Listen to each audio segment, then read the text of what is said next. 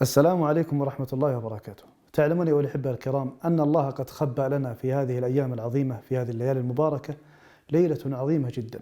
قال الله تعالى: إنا أنزلناه في ليلة القدر، وسماها الله القدر، وقال العلم فيها عدة روايات.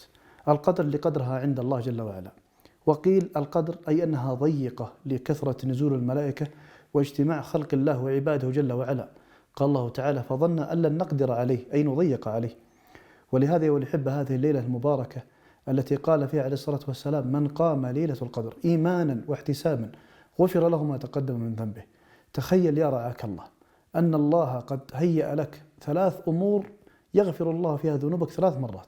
فمن قام رمضان إيمانا واحتسابا غفر له ما تقدم من ذنبه، ومن صام رمضان إيمانا واحتسابا غفر له ما تقدم من ذنبه. طيب ما قدرت، طيب ليلة واحدة، قال: من قام ليلة القدر إيمانا واحتسابا غفر له ما تقدم من ذنبه. فلا تفرط يا رعاك الله أن يهيأ لك 3 فرص للمغفرة فلا تنال منها، فهذا هو الله المحروم.